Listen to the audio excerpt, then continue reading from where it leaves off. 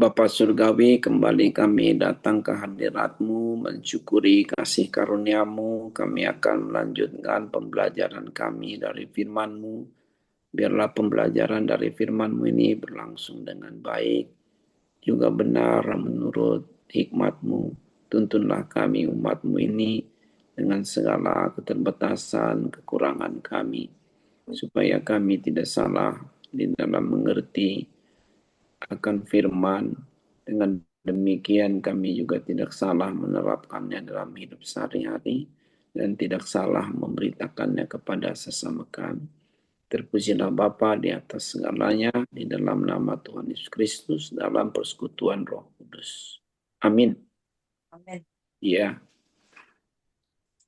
Bapak Ibu, kita pada pertemuan yang lalu sudah sampai nomor berapa pertanyaannya untuk kita 182. 182 ya. Ya. Sekarang kita lanjut 183. Sebelumnya apakah ada yang mau bertanya lebih dahulu? Silahkan. Barangkali setelah dibaca ulang, ada yang masih membingungkan, ada yang ingin diperdalam walau sudah cukup mengerti, ada yang juga kelirukah dari yang saya sampaikan. Silahkan.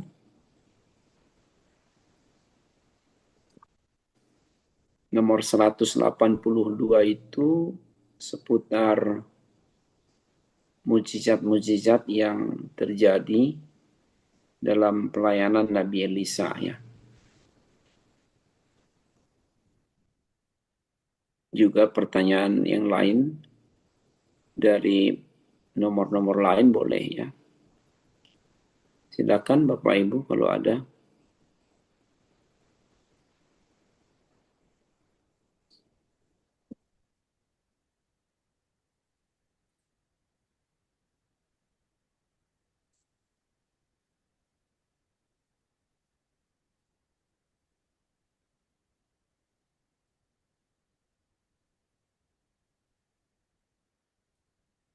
Ada?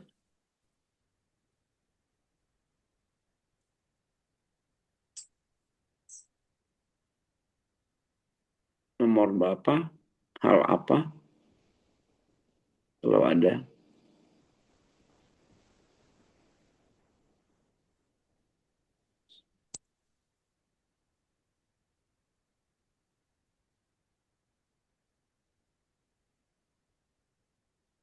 Ya, baik kalau tidak ada kita lihat nomor 183 ya.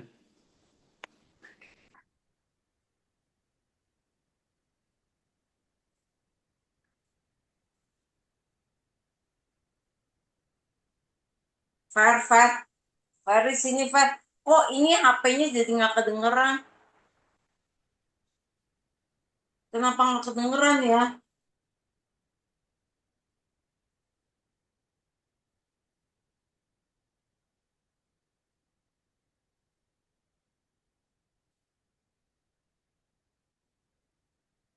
Kenapa tuh bikin tahu? Ih, Bapak.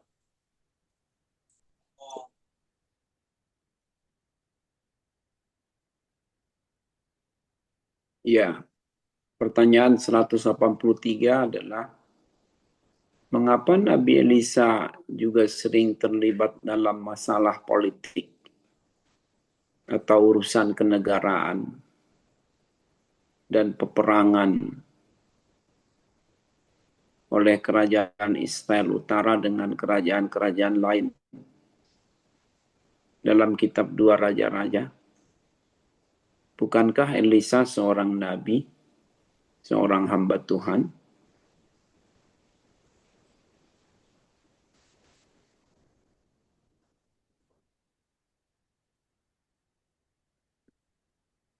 Jawaban ringkasnya lebih dahulu ya. Elisa terlibat dalam politik dan perang karena dalam konteks Israel kuno, Nabi bukan hanya pemuka rohani, tapi utusan Allah bagi bangsa dan penjaga perjanjian perjanjian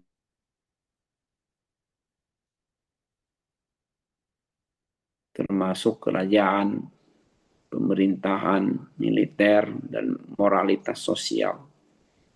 Walaupun dia tetap disebut sebagai rohaniwan. Ya. Dengan kata lain, sebab Israel adalah kerajaan teokratis, di mana Tuhan mereka adalah raja sejati, dan nabinya Tuhan terlibat mengarahkan sejarah bangsa sesuai dengan kehendaknya, kehendak Allah. Begitu. Jadi terlibatnya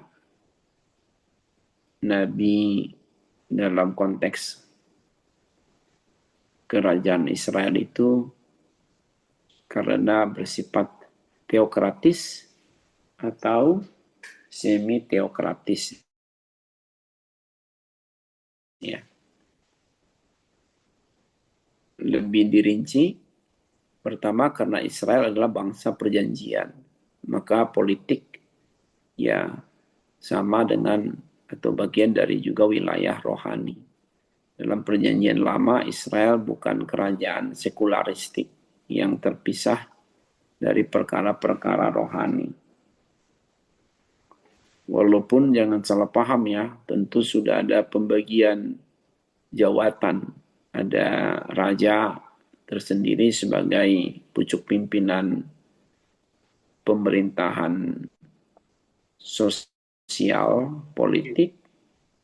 Ada imam sebagai pimpinan tertinggi di dalam bidang keagamaan. Nah, nabi ini adalah sebagai utusan Tuhan untuk melengkapi akan pelayanan mereka itu. Pelayanan nabi itu dapat melengkapi, menambah pelayanan imam dan pelayanan dari raja. Walaupun nabi tidak pernah jadi imam raja, tetapi dia dapat karena dia adalah utusan Tuhan. Bayangkan seperti malaikat gitu, malaikat bisa hadir di segala bidang. Nah, seperti itulah nabi. Begitu ya. Kira-kira begitu. Kalau kita lihat skup yang minornya. Israel adalah bangsa teokratis. Artinya tadi Allah adalah raja tertinggi. Sebagai raja tertinggi. Raja manusiawi hanyalah wakilnya. Dan Nabi adalah juru bicara resmi Allah untuk kerajaan itu.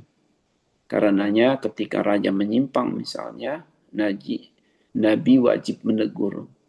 Ketika bangsa berada dalam bahaya, misalnya lain lagi, Nabi menyampaikan kehendak Allah.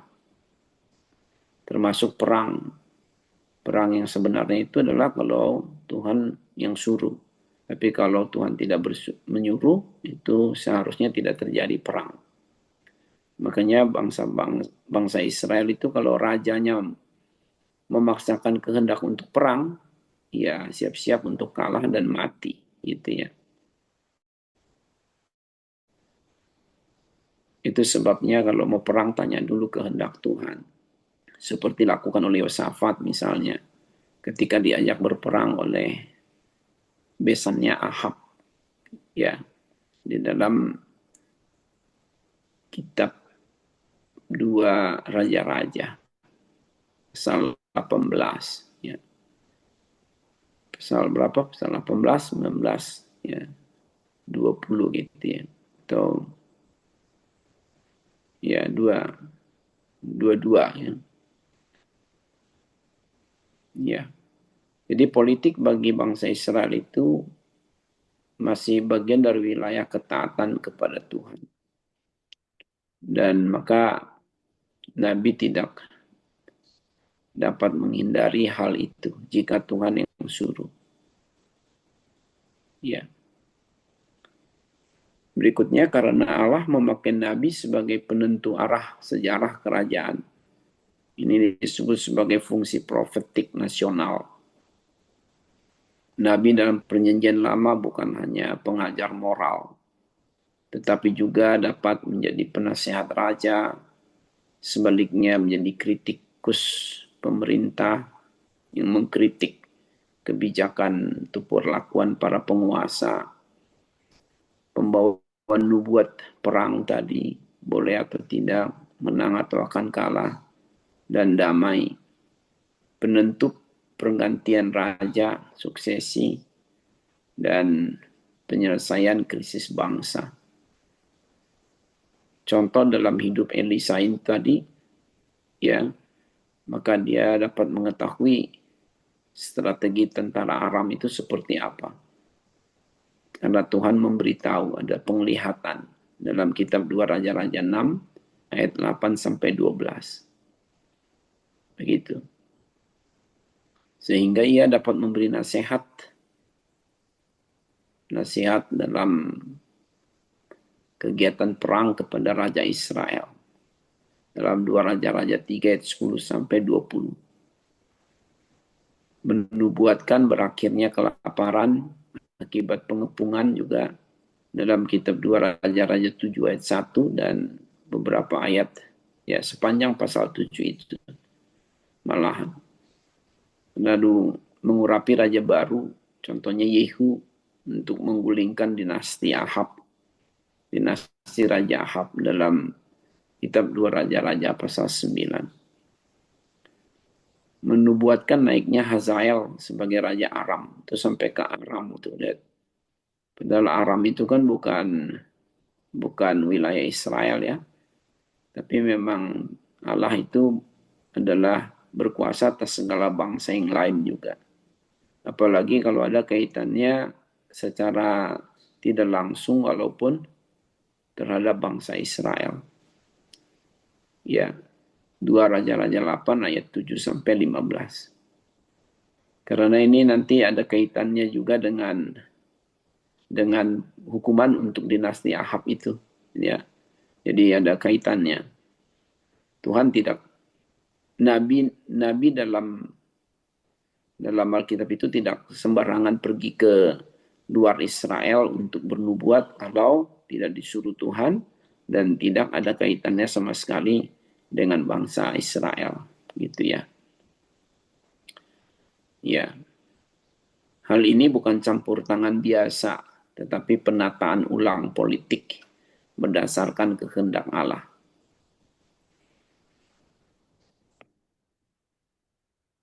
Berikutnya, mengapa tadi itu Elisa terlibat dalam peperangan segala ya? Karena posisi rakyat sangat bergantung pada perilaku raja. Dalam sistem perjanjian lama, jika raja jahat, bangsa menderita. Jika raja baik, bangsa diberkati. Jadi, Nabi mengawal supaya sebisa mungkin kebijakan, perilaku dari raja itu benar-benar ya, benar gitu, supaya pro rakyat gitu. Begitu maksudnya.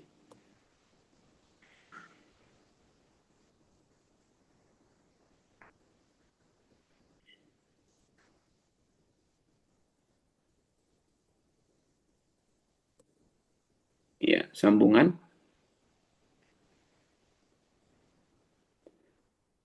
Jadi Nabi tidak bisa hanya bicara di bait Allah atau komunitas kecil lainnya. Ia harus menegur raja, menjaga raja tetap setia pada perjanjian Allah. Atau bila perlu mengadakan pergantian raja. Tapi bukannya nabinya ya yang jadi raja. Tidak pernah sekali lagi nabi menjadi raja. Panggilan nabi adalah untuk melindungi umat. Bukan hanya bertugas di tempat ibadah. Dia melintas. Itu bedanya dengan imam. Kalau imam itu dia hanya dalam konteks ibadahnya. Di bait Allah atau di luar bait Allah terserah, tergantung kepentingannya, tetapi yang jelas dia hanya dalam kerangka beribadah. Kalau Nabi itu banyak urusan lain. Alasan berikut yang keempat, karena raja Israel khususnya di utara banyak yang jahat. Ya, bahkan semuanya. Semua raja Israel utara itu jahat. Menyembah berhala, khususnya Baal, merusak moral bangsa, mempraktikkan ketidakadilan, atau kejam dalam pemerintahan.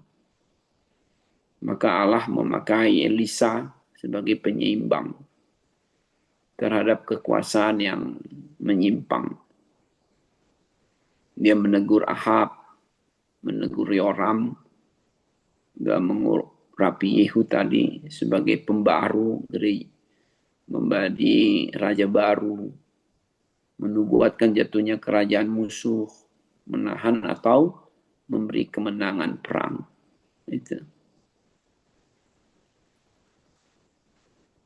Terlebih ketika pemimpin raja kerajaan itu rusak, Tuhan mengirim nabi untuk menjaga umatnya.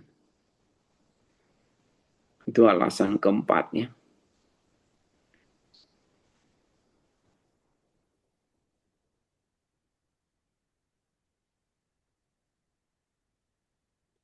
Alasan kelima, karena perang dan politik menentukan nasib jangka panjang umat Allah, Israel. Israel adalah umat perjanjian. Keselamatan, kelangsungan identitas, dan janji Allah terus berhubungan dengan keberlanjutan dinasti. Ya. Perang melawan musuh, serangan Aram, Moab, Asyur, krisis pangan, dan ancaman politik. Ya.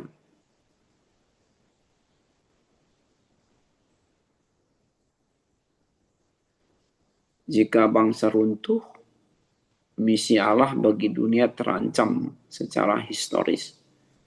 Maka Elisa terlibat dalam politik karena Allah menjaga umat dan sejarah keselamatan melalui suara Nabi. Begitu. Yang keenam, di sini diulangi karena fungsi Nabi berbeda dari fungsi imam. Sama-sama hamba Tuhan, tetapi imam itu adalah untuk memimpin ibadah. Begitu.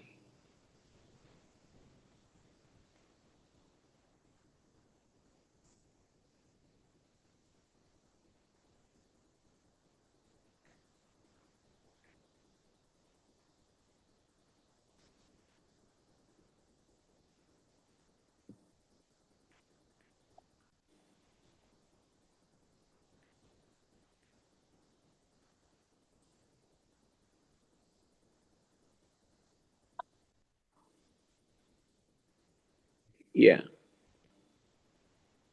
Alasan ketujuh, Elisa adalah penerus Elia, nabi zaman krisis, terkenal sebagai nabi zaman krisis nasional Israel. Elia dan Elisa diutus pada masa khusus penyembahan Baal merusak identitas bangsa Israel. Raja itu betul-betul jahat ya, yang sangat mendominasi. Di samping itu musuh menyerang terus-menerus dan moral bangsa runtuh. Maka tugas para nabi khususnya Elisa ya adalah menjaga Israel tetap berdiri sebagai umat Allah. Maka tidak heran mereka dilibatkan langsung oleh Tuhan. Bila perlu menggulingkan raja yang jahat, menasihati raja baru, menghadapi musuh bangsa itu, menjamin keselamatan umat. Begitu. Ya. Kalau diringkas ya, walaupun ini nanti kita dapat perdalam, kedudukan seorang nabi di zaman perjanjian lama itu, nabi adalah utusan Allah yang mengawasi raja, kaitannya dengan sosial politik kerajaannya. Mengoreksi, menegur, mengingatkan, sekali lagi mengganti raja bila perlu. Nabi adalah mata dan mulut Tuhan bagi bangsa Israel. Menyampaikan wahyu yang menentukan arah sejarah mereka. Nabi adalah fungsi yang diistilahkan check and balance secara ilahi menghadapi penyimpangan politik, moral, dan rohani. Nabi adalah alat pemelihara bangsa perjanjian supaya rencana keselamatan Allah tetap berjalan dalam sejarah yang benar seperti yang Tuhan Allah kehendaki. Begitu. Itu alasan-alasan mengapa Nabi seperti Nabi Elisa itu terlibat di dalam persoalan sosial politik, militer, bahkan langsung terjun dalam peperangan. Nah, apakah ada yang mau ditanyakan? Tolong dilihat pelan-lahan supaya jangan berlalu begitu saja karena ini penting. Tolong diperhatikan. Lalu kalau ada yang mau didiskusikan atau mau ditanya, silahkan.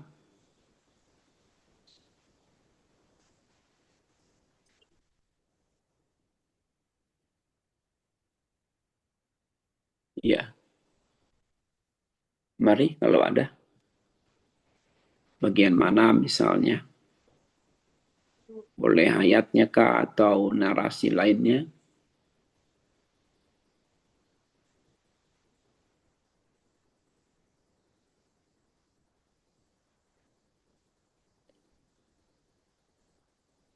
Kapolta. Ya, Ya. Itu kan nabi nabi itu kan diutus sama Tuhan untuk untuk nasihatin raja. Nah, maksudnya eh, apa gimana ya? Maksudnya apakah orang-orang maksudnya yang nabi ini sekitar sekitar kerajaan itu terus apakah raja juga berhak menolak gitu? ya. Perihal raja itu menolak atau tidak kembali kepada rajanya ya. Hmm. Tapi dari sisi otoritasnya, Nabi lebih berotoritas dari raja. Hmm. Karena walaupun raja itu juga adalah dapat disebut pilihan Allah, tetapi yang didatangkan Tuhan kemudian mendampinginya, bahkan menegur, menasehatinya adalah Nabi. Jadi dari sudut itu Nabi selalu atau ya harus diposisikan sebagai yang benarnya. Kecuali Nabi yang palsu ya, yang nyenang-nyenangin raja. Justru itu sudah bersekongkol secara ilahi, itu Kalau Tuhan. Jadi berarti kalau nabi yang palsu, rajanya yang pilih, rajanya sendiri yang milih. tidak mesti, Hmm. bisa saja dia datang sendiri, nawarkan diri. Hmm. Tapi kalau konteks Nabi palsu itu kan adalah salah satu dapat melihatnya itu, dia berseberangan enggak dengan perkataan raja. Itu. Atau hanya manut aja pada raja. Kalau hanya manut pada raja, patut diduga itu adalah Nabi nggak benar. Karena logika spiritual, teologisnya, Nabi itu diutus dalam situasi krisis. Termasuk krisis moral. Buat apa Tuhan mengutus Nabi kalau rajanya it's okay. Rajanya on the track. Rajanya baik-baik saja. Buat apa? Tidak diperlukan. Justru ketika rajanya itu mulai ada penyimpangan atau akan menyimpang minimal, Tuhan mendatangkan Nabi. Begitu. Jadi kalau dia itu ya serba sama dengan omongan raja, ya Nabi tidak dibutuhkan lagi. Kan ciri-ciri nasihat ilahi kan begitu. Berotoritas lebih banyak berbeda gitu dari si pelaku sebelumnya, dan siap untuk dianiaya ya, siap untuk disingkirkan. Nabi yang benar begitu, berani melawan yang ketidakadilan, ketidakbenaran gitu. Dan nabi palsu sampai sejauh ini tidak akan begitu. Jadi perihal apakah raja akan menerima, ya syukur mereka mau menerima, seharusnya menerima. Tapi belum tentu juga mau menerima, tergantung pada rajanya. Gitu.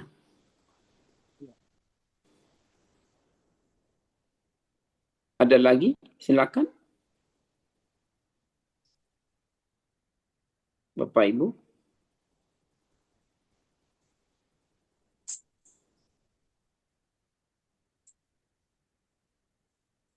Nanti ada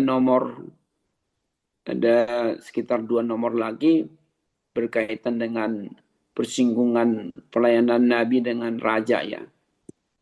Tapi ini kita selingi dulu dengan pertanyaan lain, karena seperti yang diusulkan oleh Dr. Indra ya, itu nanti kita coba buat nomor tersendiri, nomor berapa itu. Tapi tidak langsung nomor sekarang nih.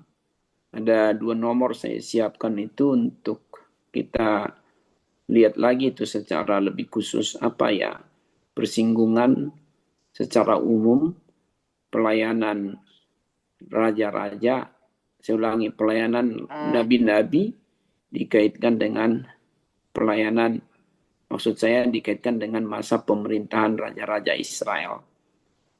Begitu. Silakan kalau ada yang mau bertanya.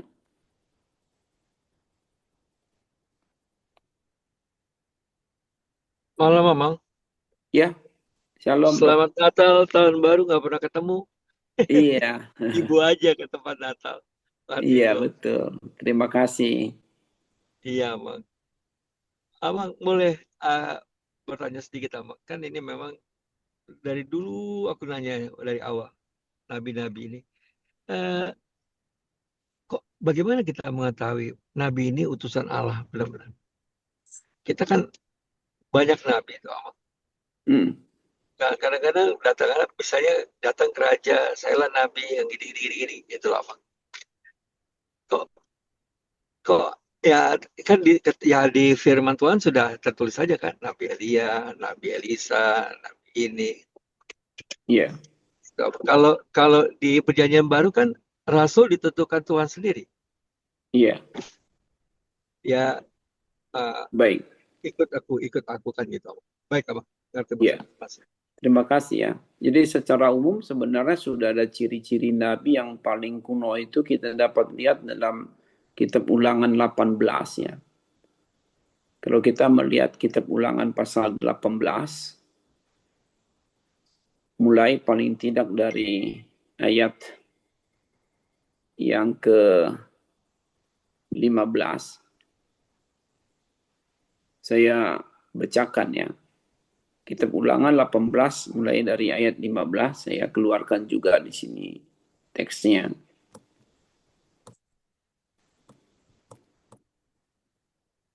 Ini kita bicara secara tekstual dulu yang paling kuno ya. Lalu nanti kita tambah dengan teks-teks lain ini. Seorang nabi dari tengah-tengahmu, dari antara saudara-saudaramu, sama seperti aku akan dibangkitkan bagimu oleh Tuhan Allahmu. Dialah yang harus kamu dengarkan, tepat seperti yang kamu minta dahulu kepada Tuhan Allahmu di Gunung Horeb pada hari perkumpulan dengan berkata, tidak mau aku mendengar lagi suara Tuhan Allahku, dan api yang besar ini tidak mau aku melihatnya lagi, supaya jangan aku mati. Lalu berkatalah Tuhan kepadaku, apa yang dikatakan mereka itu baik. Seorang nabi akan kubangkitkan bagi mereka, ya, dari antara saudara mereka, seperti engkau ini. Aku akan menaruh firmanku dalam mulutnya, dan ia akan mengatakan kepada mereka segala yang kuperintahkan kepadanya. Orang yang tidak mendengarkan segala firman-Ku yang diucapkan Nabi itu demi namaku, daripadanya akan kutuntut pertanggungjawaban. Tetapi seorang Nabi yang terlalu berani untuk mengucapkan demi namaku perkataan yang tidak kuperintahkan untuk dikatakan olehnya, atau yang berkata demi nama ilah lain, Nabi itu harus mati. Jadi sekiranya kamu berkata dalam hatimu, bagaimanakah kami mengetahui perkataan yang tidak difirmankan Tuhan? Itu pertanyaan tadi ya. Itu Nabi yang sebenarnya bagaimana? Apabila seorang Nabi berkata demi nama Tuhan dan perkataannya itu tidak terjadi dan tidak sampai, maka itulah perkataan yang tidak difirmankan Tuhan. Jangan terlalu berani Nabi itu. Dengan terlalu berani Nabi itu telah mengatakan, maka janganlah gentar padanya. Itu berarti adalah bukan Nabi yang sebenarnya. Begitu.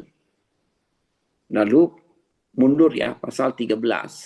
Pasal 13. Mulai ayat 1.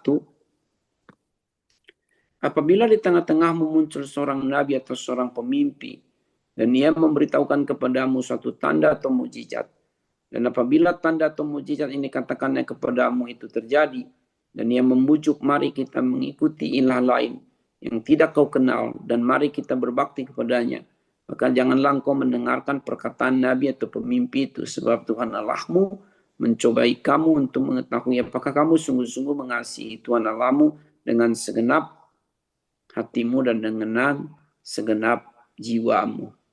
Begitu. Tuhan Allahmu harus kamu ikuti. Kamu harus takut akan Dia. Kamu harus berpegang pada perintahnya. Suaranya harus kamu dengarkan. Kepadanya harus kamu berbakti dan berpaut. Nabi atau pemimpi itu haruslah dihukum mati karena ia telah mengajak murtad terhadap Tuhan Allahmu yang telah membawa kamu keluar dari tanah Mesir dan seterusnya. Begitu. Jadi kalau kita rangkumkan dari beberapa ayat yang sudah kita baca ini ya, Bapak Ibu, seorang nabi itu yang benar adalah apabila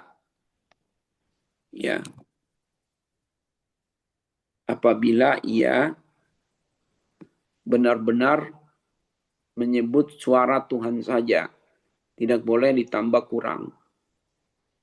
Yang kedua, kalau dia menubuatkan sesuatu harus dicatat.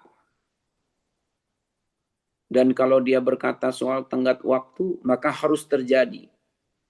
Kalau itu bicara peristiwa yang fenomenal, seperti ya sakit jadi sembuh, itu juga harus terjadi. Kalau tidak terjadi itu nabi yang palsu lah gitu, nggak benar. Atau dia mengadakan mujizat tadi, tapi dia mengajak umat Tuhan itu murtad, tidak beribadah kepada Tuhan lagi. Nah, itu juga adalah nabi yang tidak berasal dari Tuhan gitu. Itu adalah hanya ya celah dari kuasa gelap untuk mengelabui gitu. Seperti itu. Kalau kita sekarang dihubungkan dengan gereja ya, nabi itu haruslah sesuai dengan firman di dalam Alkitab secara keseluruhan ya. Benar enggak itu teologinya? Benar enggak dia itu pola pikir biblikanya? Termasuk juga janji-janjinya masih harus kita uji. Begitu. Walaupun sekarang kita tidak butuh lagi nabi seperti nabi perjanjian lama ya. Karena nabi-nabi itu dalam perjanjian lama berkaitan dengan keberadaan bangsa Israel, pra-mesianik. Nah, sekarang Mesias sudah datang. Saya ulangi ya, pra-mesianik. Saya lanjutkan dulu. Janji nubuatan terakhir para nabi adalah tentang Mesias. Nah, Mesias sudah datang. Jadi nabi tidak diperlukan lagi. Mengenai kriteria tadi, siapakah yang boleh jadi nabi itu? Ya siapapun yang Tuhan pakai. Tidak mesti dia itu adalah sekolah kenabian, tetapi dia harus planet terbuka gitu. Boleh dievaluasi, boleh dikuliti gitu ya istilahnya. harus dicermati Nabi itu. Kemudian karakternya juga bukan tidak boleh kaya ya, tetapi pola hidupnya itu, lifestyle-nya itu sederhana, low profile, gitu. Tidak melakukan hal yang tidak benar. Itu Nabi. Kadang-kadang Nabi itu juga ada ya gaya-gaya hidup yang khusus. Terserah kepada Tuhan menyuruh dia apa khususnya. Ada ciri-ciri tertentu. Misalnya apakah dia tinggal di padang gurun saja. Begitu ya. Apakah para nabi itu menikah? Kebanyakan nabi menikah. Walaupun tidak serba diberitahu ya keluarganya siapa gitu. Nabi tidak mesti laki-laki, perempuan juga ada nabi. Itu namanya nabiyah. Ya. Jadi bagaimana nabi mendapatkan suara Tuhan? Lewat mimpi, lewat penglihatan. Kebanyakan tuh yang benar lewat penglihatan, bukan lewat mimpi. Mengapa beda penglihatan dengan mimpi? Karena kalau mimpi itu menurut Alkitab banyak model mimpi, ada mimpi psikologis, ada mimpi traumatik, ya kan?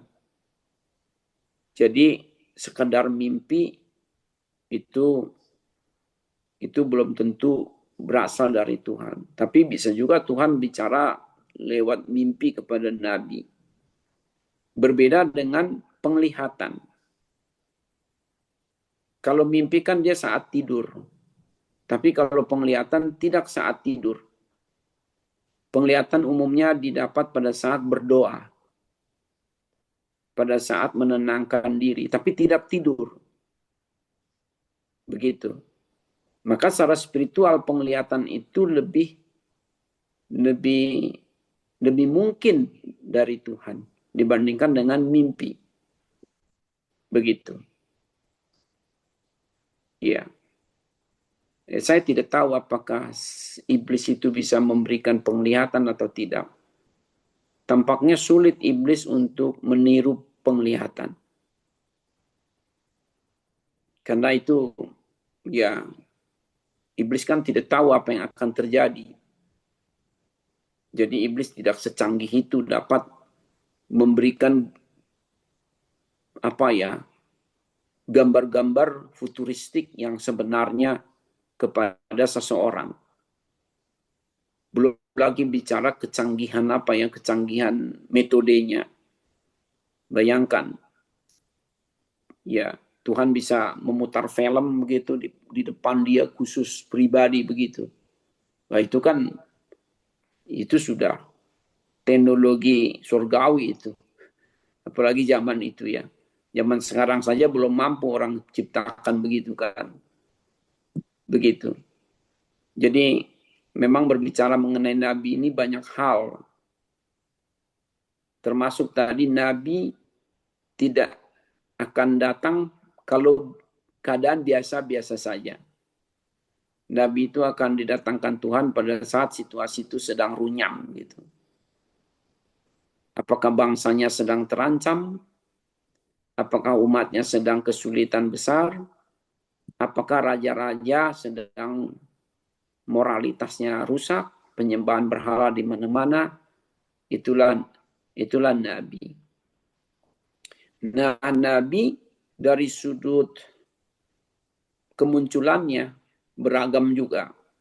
Ada Nabi yang dipilih dari sejak kecil, ada bahkan dikatakan dari sejak kandungan, itulah Yeremia.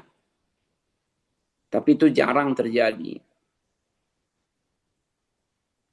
Banyak Nabi itu adalah ya setelah mereka cukup dewasa ya, cukup usia gitu. Ada yang setengah baya, ada yang sudah juga lumayan umurnya. Seperti Musa kan dipanggil tuh umur 40 tahun. Jadi nabi. Begitu. Tidak semua itu dari masa kecil. Tidak semua. Ada nabi yang dari masih kecil, itu Yeremia dari sejak kecil. Yeremia bahkan dari sejak masih kandungan. Lalu Yesaya kita tidak tahu seperti apa dia panggilannya, sejak kapan gitu. Tapi dia cukup lama loh untuk menjadi nabi. Jadi lebih baik kita kategorikan Yesaya dari sejak masih muda juga. Ada nabi yang sebenarnya itu sebelumnya dia pekerjaannya lain. Itulah Amos misalnya. Nabi Amos itu adalah seorang petani buah ara kan. Tapi Tuhan panggil dia karena nabi-nabi lain disiksa oleh raja sehingga Tuhan datangkan tenaga tambahan. Itulah Amos. Begitu. Ya.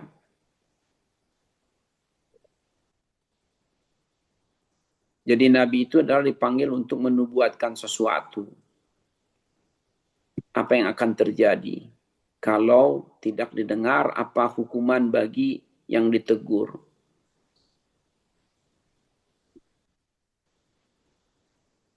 Begitu. Apa yang akan terjadi, apa yang akan dihukumkan kalau itu berupa kesalahan, ada hanya sebagai teguran saja. Teguran gitu. Tidak bicara nubuat, tapi hanya menegur. Itu juga nabi. Jadi menegur dosa supaya bertobat, mengingatkan akan hal-hal yang terjadi kemudian, termasuk kalau tidak bertobat, lalu nanti pada akhirnya adalah bicara mengenai Mesias yang akan datang. Kalau bicara perjanjian lama. Begitu ya dokter, secara umum. Baik, Awang. Tapi kalau sekarang eranya udah nggak ada lagi ya nabi-nabi ya. Iya, Sudah perjanjian. di-close kan. Jadi bagaimana kita ini ada muncul di fenomena masyarakat atau dunia ini, oh dia kayaknya ini ada, ini seorang, apa sebutannya sekarang? Kalau untuk ini utusan Allah, Tuhan langsung. Iya, Terus apakah ada tanda-tanda nanti seseorang yang kan kayak Yohanes Pembaptis dan sebagainya untuk kedatangan Tuhan Yesus yang kedua, apakah ada cerita itu, Amang? Sebagai orang-orang yang dipersiapkan juga, Amang? Maaf, Amang. baik. Iya, dalam konteks perjanjian baru tidak lagi dibutuhkan nabi, termasuk untuk bicara mengenai akhir zaman tidak dibutuhkan nabi.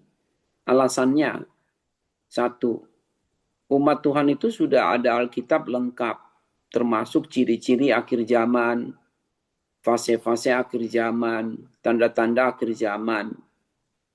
Malah kalau ada nabi jadi rancu nanti, jadi bertabrakan dengan yang tertulis.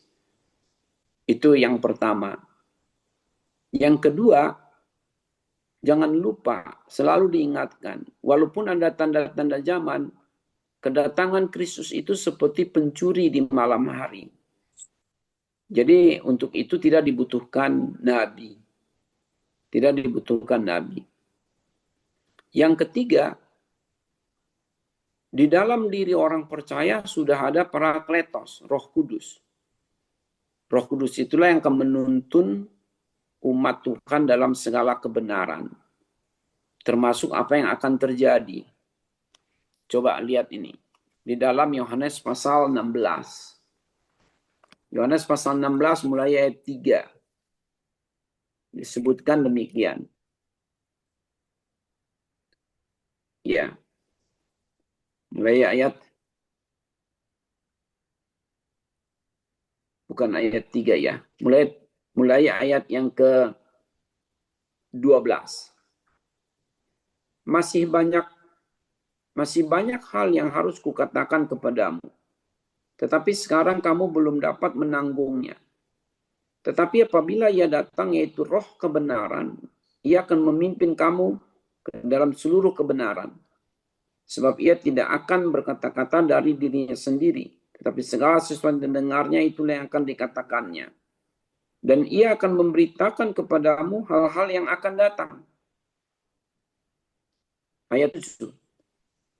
Namun benar yang kukatakan ini kepadamu adalah lebih berguna bagi kamu jika aku pergi. Maksudnya Kristus kembali ke sorga setelah ia selesai menebus dosa. Sebab jikalau aku tidak pergi, penghibur itu, Roh Kudus, tidak akan datang kepadamu.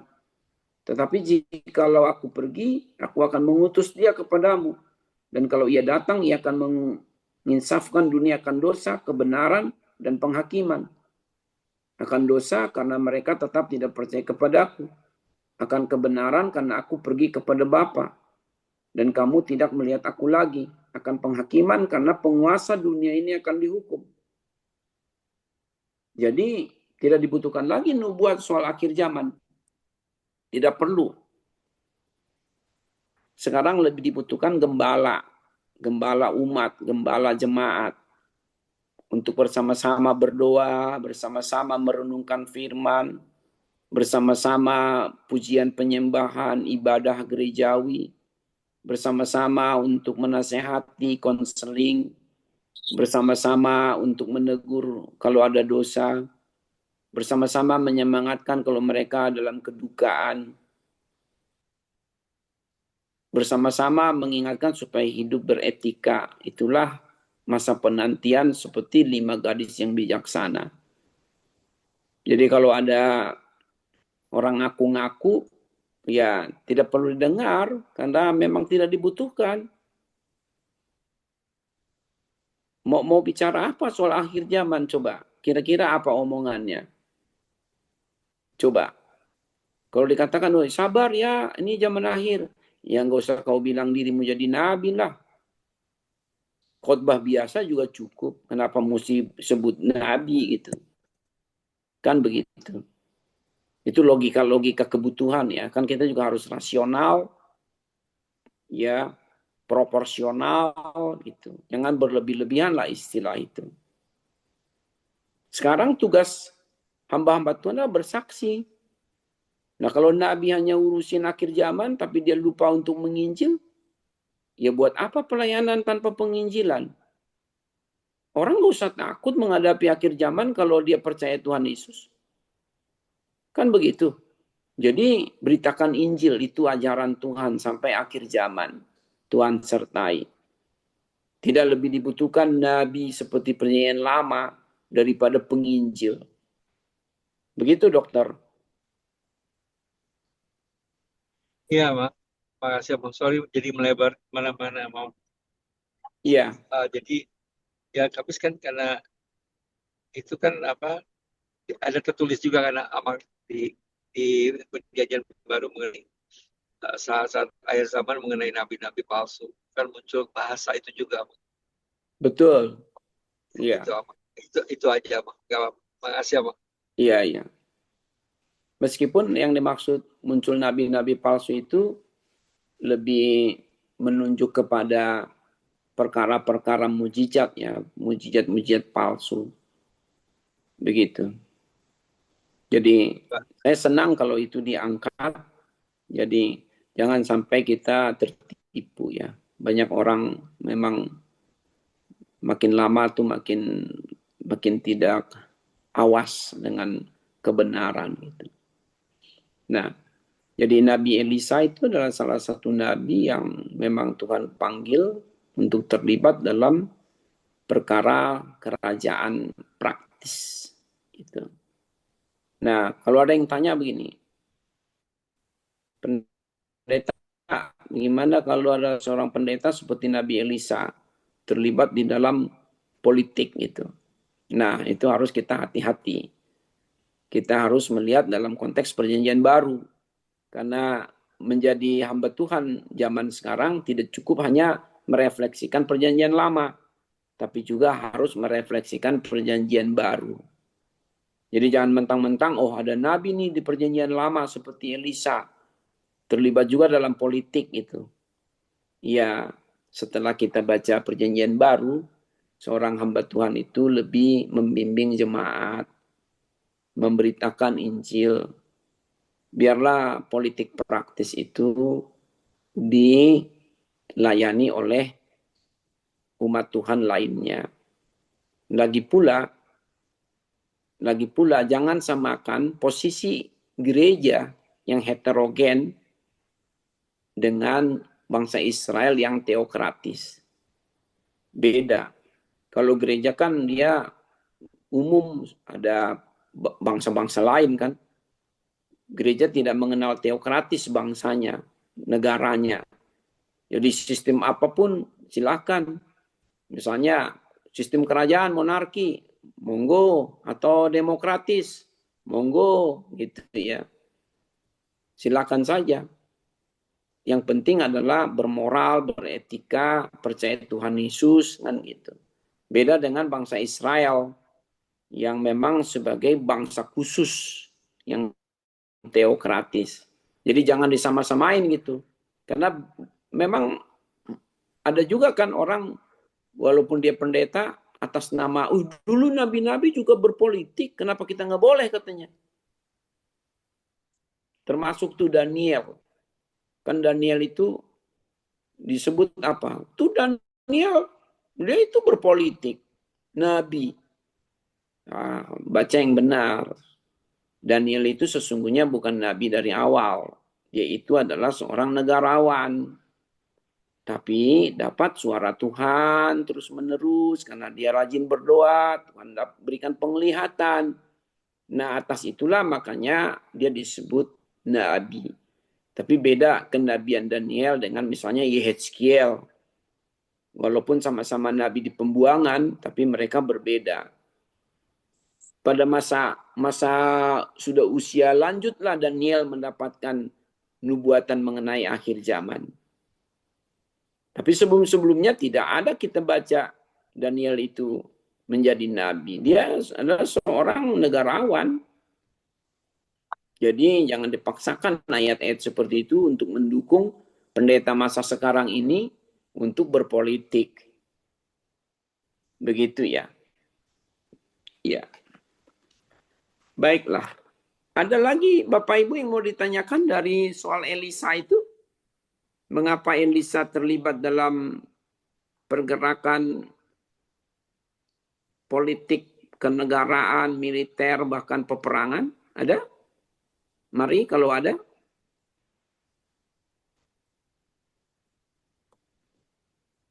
Ada yang mau ditanyakan dari nomor 2E1 berapa itu tadi? Dari nomor 183 ya. 184. Ibu Kenta? Ibu Yuni?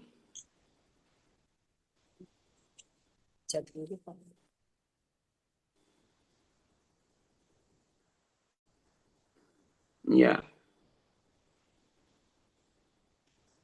Sekarang kita lihat nomor 184-nya.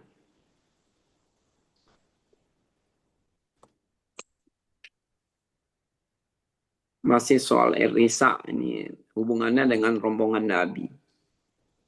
Apa relasi Nabi Elisa dengan rombongan Nabi dalam kitab Dua Raja-Raja? Sehingga kedua pihak ini cukup sering dipertemukan dalam kitab ini, dalam kitab Dua Raja-Raja. Ini menarik ya, kalau berbicara mengenai rombongan Nabi.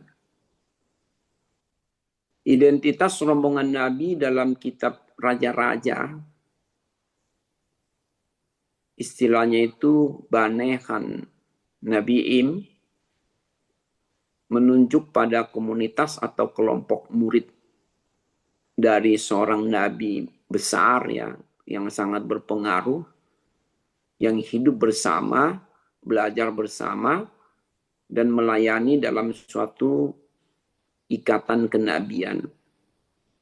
Mereka bukan anak biologis dari nabi yang dimaksud tadi yang mengasuh, melainkan sebagai murid, sebagai pengikut, atau calon nabi yang kelak dapat mendiri juga kenabiannya. Dalam kitab Raja, rombongan Nabi muncul terutama di Gilgal dalam kitab 2 Raja-Raja pasal 2 ayat 1, pasal 4 ayat 38, di Betel dalam kitab 2 Raja-Raja pasal 2 ayat 3, dan di Yeriko 2 Raja-Raja 2 ayat 5 dan pasal 6 ayat 1. Mereka, rombongan Nabi ini, hidup dalam komunitas semi-monastik ya, kebiaraan gitu. Tapi semi ya, karena mereka juga ada yang berkeluarga. Sering dalam kondisi ekonomi terbatas dan memiliki relasi langsung dengan nabi utama sebagai pengasuhnya tadi. Misalnya Elia, kemudian Elisa gitu. Pertama-tama kita lihat ini mengenai nabi, rombongan nabi kan adalah pada zaman Samuel ya, ingat nggak? Dalam 1 Raja-Raja itu. Dalam 1 Raja-Raja pasal 10 sudah dimunculkan kan rombongan nabi itu di bawah asuhan Nabi Samuel. Begitu. Jadi cukup lama ya eksistensi rombongan nabi ini dengan demikian, sebab sampai zaman Elisa pun masih ada. Kan antara zaman Nabi Samuel dengan Elisa itu kan lama ya Bapak Ibu. Itu bisa 300 sampai 400 tahunan. Jadi eksistensi rombongan Nabi ini ya cukup lama gitu. Apa relasi tadi Nabi Elisa dengan rombongan Nabi? Mula-mula adalah relasi historis. Elisa sebagai penerus Elia, di mana Elia itu adalah pemimpin rombongan Nabi sebelumnya. Relasi Elisa dengan rombongan Nabi berakar pada transisi kepemimpinan dari Elia kepada Elisa. Dalam kitab 2 Raja-Raja pasal 2, rombongan Nabi mengetahui secara profetis bahwa Elia akan diangkat misalnya oleh Tuhan Allah ke sorga ya. Disebut situ ke sorga. Tapi dalam kacamata perjanjian baru itu adalah Firdaus. Mereka mengakui secara implisit bahwa Elisa adalah penerus sah Elia. Yang dibuktikan ketika Elisa membelah sungai Yordan. Ingat gak? Itu kan disaksikan oleh rombongan Nabi. Dalam 2 Raja-Raja 2 ayat 14. Roh Elia disebut hinggap atas Elisa. Dalam ayat 15-nya. Dengan demikian Elisa tidak berdiri sebagai nabi yang single fighter gitu, tetapi diakui sebagai kepala atau figur otoritatif dalam jaringan kenabian yang sudah ada, meneruskan sekolah nabi atau rombongan nabi yang dipimpin oleh Elia sebelumnya. Itu relasi historis antara Nabi Elisa dengan rombongan nabi. Kemudian relasi pedagogis ya, dari sudut ajarannya, dari sudut pelatihannya. Elisa sebagai guru dan pembina para nabi, rombongan nabi. Prinsipalnya ya, kepala sekolahnya. Elisa berfungsi sebagai pemimpin pedagogis bagi rombongan nabi. Beberapa indikator atau untuk pengukur benar atau tidak demikian. Kalau kita baca 2 Raja-Raja 4 ayat 38, disebut Elisa tinggal dan makan bersama dengan rombongan nabi.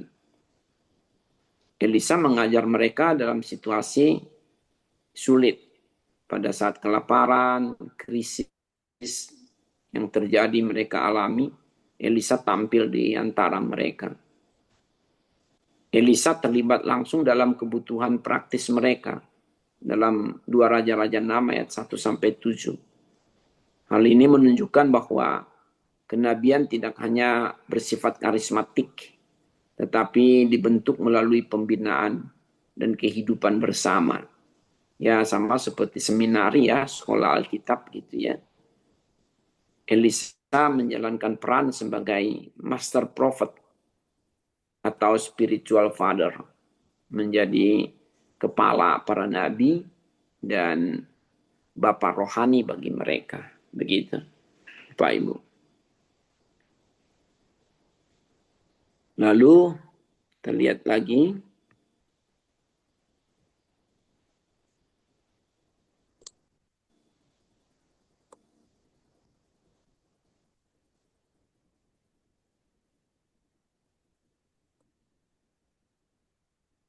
Relasi pastoral. Ini ada beberapa relasi ya. Elisa memperhatikan kebutuhan konkret rombongan para nabi itu, rombongan nabi itu. Dalam hal ini agak berbeda dari Elia ya.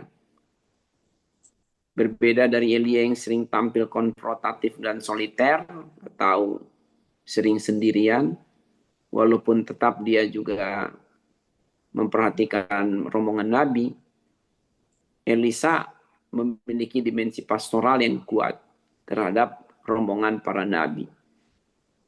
Rombongan nabi. Misalnya kita lihat ya dalam kitab 2 Raja-Raja 4 ayat 38 sampai ayat 41 bagaimana pada saat para rombongan nabi itu sedang bikin konsumsi, ada racun di makanan, tapi Elisa itu terlibat menetralisir racun itu. Entah bagaimana kuasa Tuhan itu bekerja. Gitu. Lalu menggandakan roti untuk memberi makan rombongan Nabi dalam kitab 2 Raja-Raja 4 ayat 42 sampai 44. Lalu ada mata kapak yang hilang terjatuh ke sungai, muncul kembali ketika rombongan Nabi mau memperbesar, membangun asrama buat tempat tinggal mereka, potong pohon pakai kapaknya mental, jatuh ke sungai, tapi dengan kuasa Tuhan yang ajaib oleh Elisa ditampilkan mengapung gitu ya. Ya, itu bukan sekedar cerita, tapi itu mau menunjukkan kedekatan Elisa dengan rombongan nabi. Itu punya makna teologis. Kuasa Allah bekerja bukan hanya untuk peristiwa nasional, tetapi juga keseharian komunitas umat, khususnya rombongan nabi. Elisa menjadi nabi yang memelihara komunitas kenabian rombongan nabi itu agar tetap hidup dan berfungsi. Gitu ya. Jangan lupa juga bahwa dengan kisah dengan kisah janda yang 2 anaknya itu, janda salah seorang rombongan Nabi dalam pasal 4 juga ya, 2 Raja-Raja pasal 4, tapi ayat 1 sampai 7 itu ingat nggak? Itu adalah menunjukkan kedekatan Elisa dengan rombongan Nabi. Bahkan istri salah satu rombongan Nabi itu yang suaminya meninggal datang kepada Elisa, menunjukkan kedekatan. Ada relasi pastoralnya. Jadi gembala dia di situ. Kemudian relasi teologis. Ini menjaga kesinambungan institusi kenabian. Seringnya Elisa dipertemukan dengan rombongan nabi dalam kitab 2 Raja menunjukkan bahwa kenabian Israel tidak bersifat individualistis. Ada kesinambungan institusional dan spiritual dalam pelayanan nabi. Maksudnya tidak individualistis begini ya. Meskipun Tuhan memanggil nabi itu mengenal, saya ulangi ya, walaupun nabi-nabi tidak saling mengenal satu sama lain, tetapi pesannya itu sama gitu. Contoh, Yesaya dengan Yeremia tidak pernah jumpa karena beda usia. Begitu. Yesaya sudah meninggal lama, barulah Yeremia muncul. Tetapi nubuatannya itu berkelanjutan. Itu kan berarti ada kesinambungan gitu. Ada kesinambungan institusional dan spiritual dalam pelayanan Nabi. Elisa berperan sebagai penjaga tradisi profetis Yahwistik Yahweh di tengah Israel Utara yang sinkretis. Walaupun Israel Utara tidak menyembah Yahweh lagi pada zaman Elisa, tapi tetap Elisa selalu bernubuat atas nama Yahweh. Penghubung antara wahyu Allah dan formasi generasi Nabi berikutnya, itu secara teologis tadi, jadi tidak putus gitu. Dengan kata lain, rombongan Nabi adalah medium perantara regenerasi kenabian. Dan Elisa adalah figur sentral dalam proses itu. Kalau kita baca baik-baik ya Bapak Ibu, bahwa dari antara rombongan para nabi ini, walaupun mereka sederhana, muncul juga sebagai nabi-nabi yang mandiri dan besar gitu, berpengaruh. Itu. Ya, sekali lagi ya gambarannya itu seperti seminari, misalnya STT Lintas Budaya. Orang-orang belajar di STT Lintas Budaya, dilatih bagaimana memahami firman. Tapi lebih banyak kepada menafsir teks ya, di samping doa, penyembahan, bagaimana mengenali kuasa gelap, ya, hidup bersama, dilatih karakternya seperti apa, kerendahan hati, melayani umat. Ya semacam itu. Nanti mereka yang lulus dari STT Lintas Budaya juga menjadi hamba-hamba Tuhan yang hebat-hebat. Mandiri, punya pelayanan yang luas. Buat gereja lokal sendiri, lebih besar dari yang dibuat oleh gurunya, oleh dosennya. Begitu ya.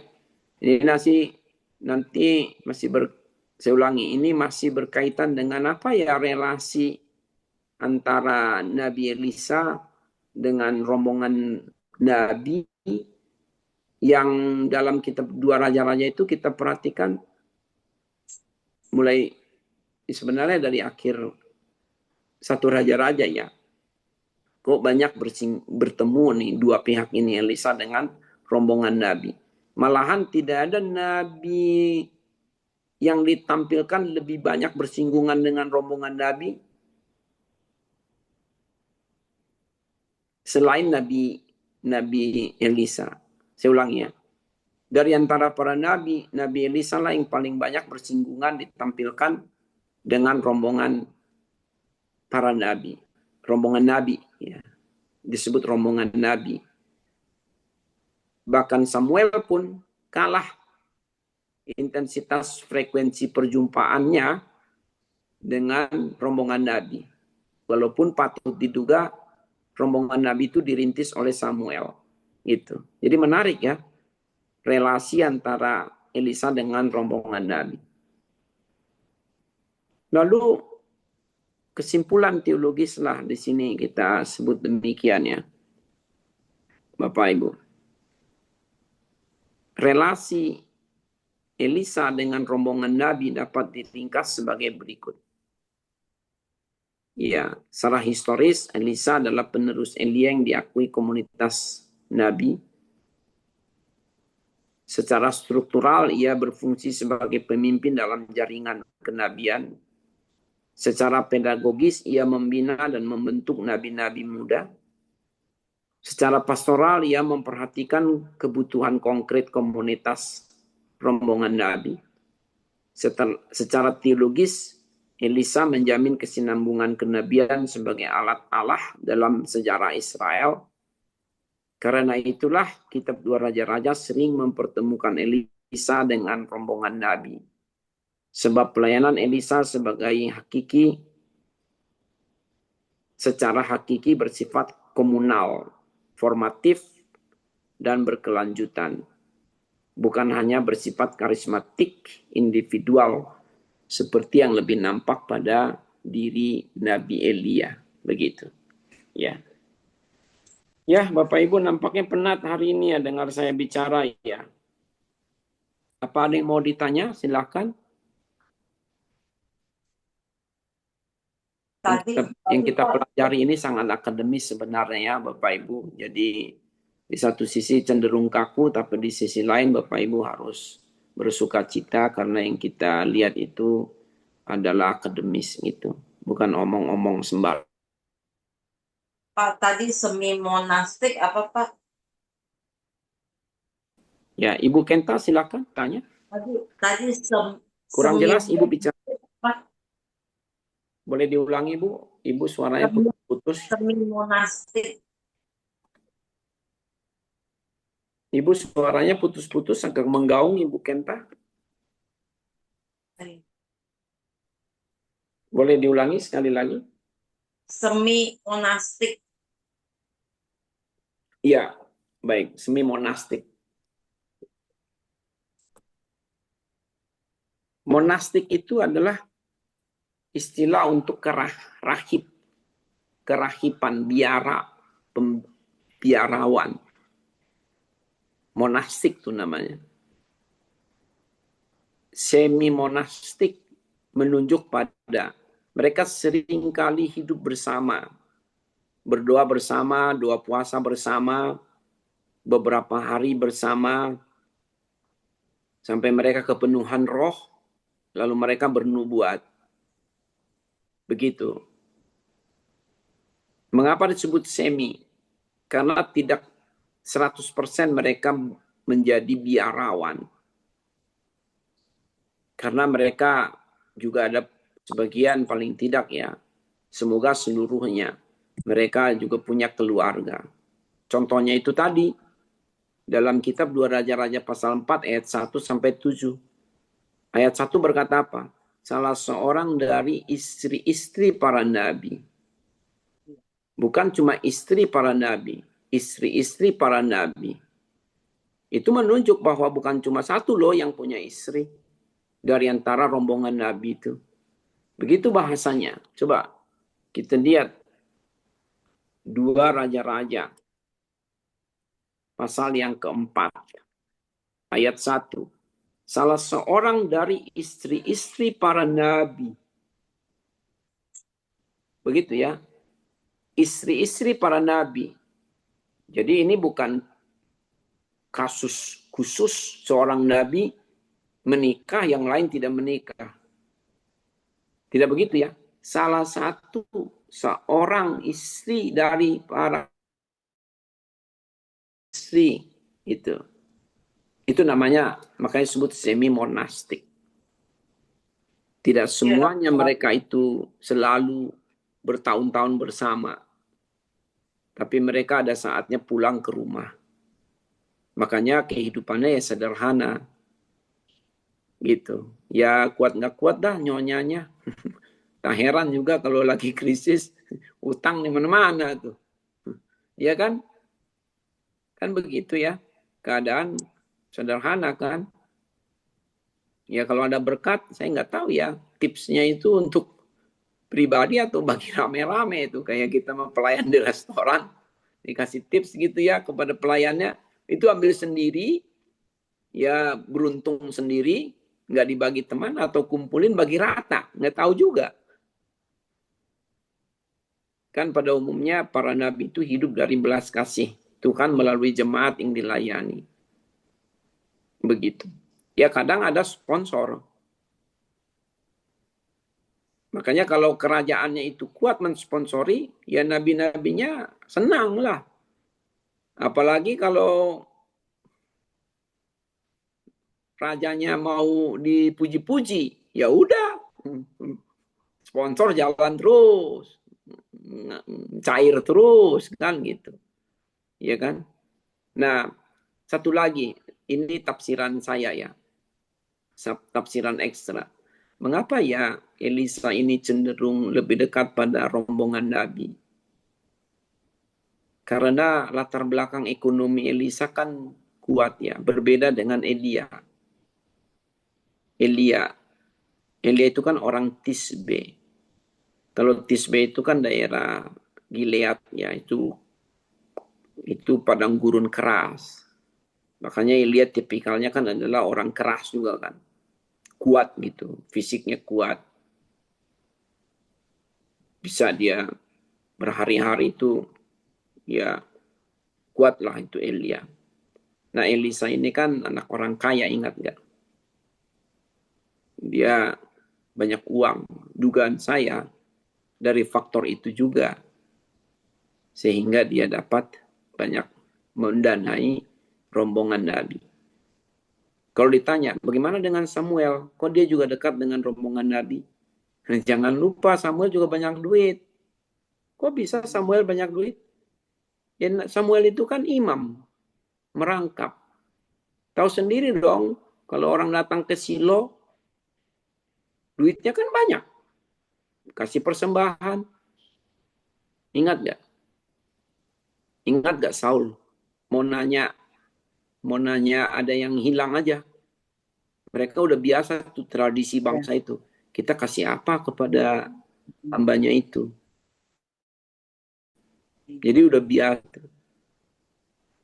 Kalau orang tinggal di kemah suci, ya kaya lah. Turunan imam mana ada yang gak kaya kan, ingat gak? Yeremia kan kaya karena turunan imam Yeremia. Yeremia itu nabi yang turunan Harun. Di Anatot kan dia tinggal. Anatot itu kan kelompok kelompok itu kan Lewi kan. Tapi bukan Lewi biasa, Lewi imam. Jadi maka kita dalam menafsir itu memang harus kita lihat dari semua sudut, Bapak Ibu. Siapa dia ini? Kok bisa-bisanya dia dekat dengan rombongan Nabi? Kan itu harus kasih uang terus, bukan kasih uang. Makannya gimana?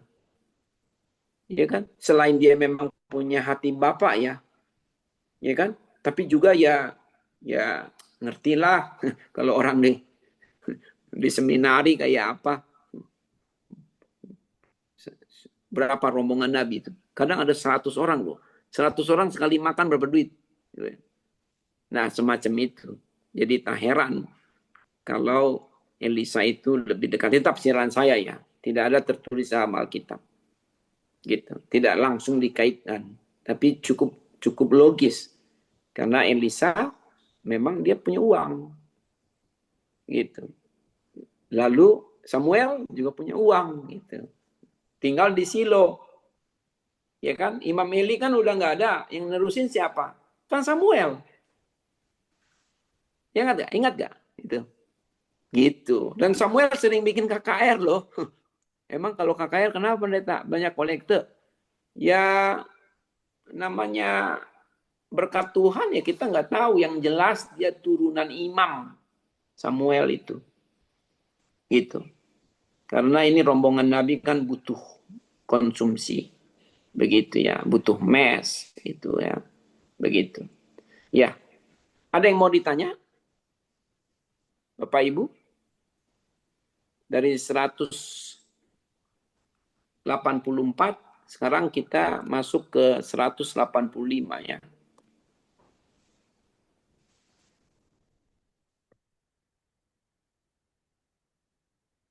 185.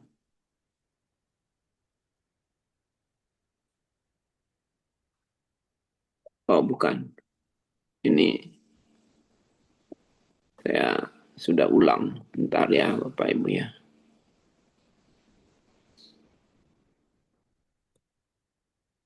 Bukan. Nah, ini soalnya banyak gambar di sini. Oh ini. Ya. 185. Mengapa dalam kitab 2 Raja-Raja pasal 11 ayat 1 disebutkan bahwa Atalia ibu Ahasia bangkit membinasakan semua keturunan raja?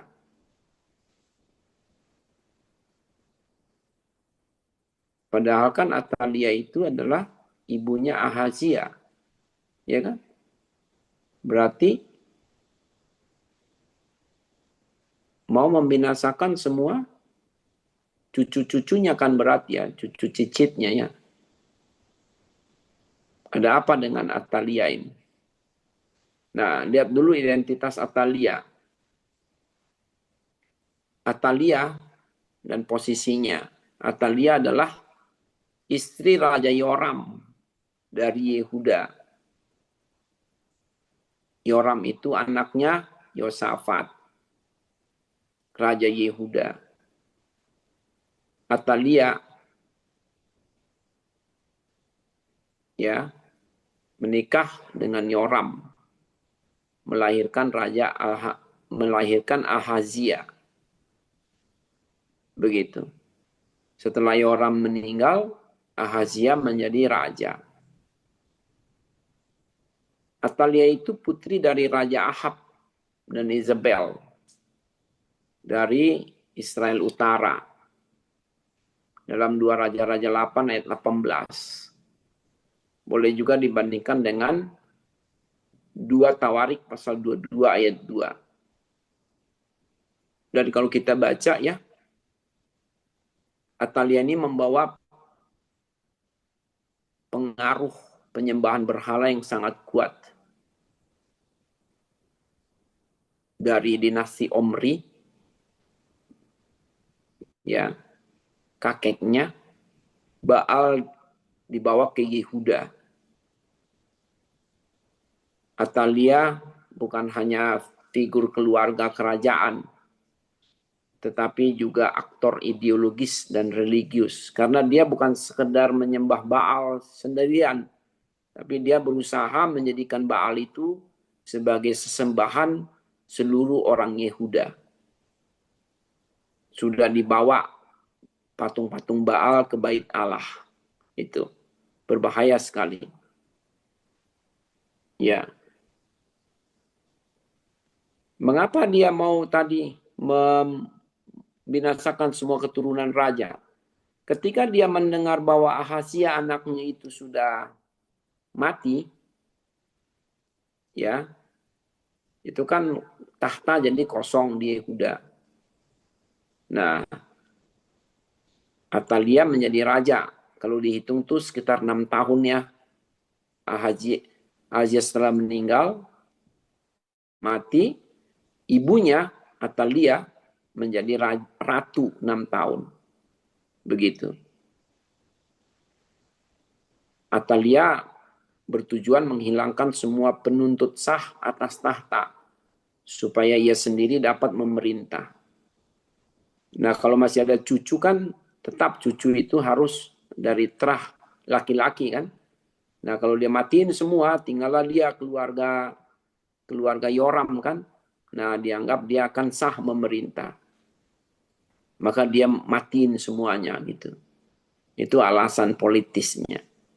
Tapi juga ada alasan ideologis religius dalam rangka memutus keturunan Daud. Lebih dari sekadar politik, tindakan Atalia memiliki dimensi teologis. Ia ingin memutus dinasti Daud penyembah Yahweh. Karena ada janji Allah kepada Daud dalam 2 Raja-Raja, saya ulangi, 2 Samuel 7 ayat 12 sampai 16. Untuk menjamin kelangsungan keturunan Daud. Dengan membinasakan semua keturunan raja, Atalia secara tidak langsung atau langsung menentang kesetiaan Allah pada perjanjiannya, membuka peluang bagi dinasti di luar Daud. Karena biar bagaimana Atalia kan bukan keturunan Daud. Dia itu kan keturunan Ahab. Tidak ada darah Yehudanya di situ. Nah, lalu membuka jalan bagi Baalisme, penyembahan Baal di Yehuda. Dalam masa pemerintahan Atalia yang 6 tahun itu tadi, sesuai dengan 2 Raja-Raja 11 ayat 3, bait Baal berdiri di Yerusalem. Ibadat terhadap Yahweh tersingkirkan. Begitu. Makanya Atalia itu mau membunuh semua turunannya sendiri ya sebenarnya disebut. Nah itu kan cucu-cucunya. Walaupun bukan marganya ya. Itu adalah upaya ideologis-teologis untuk mengganti agama Yehuda gitu. Itu gitu. Satu lagi, kita lihat satu gambar lagi. Setelah ini silakan kalau ada yang mau bertanya ya.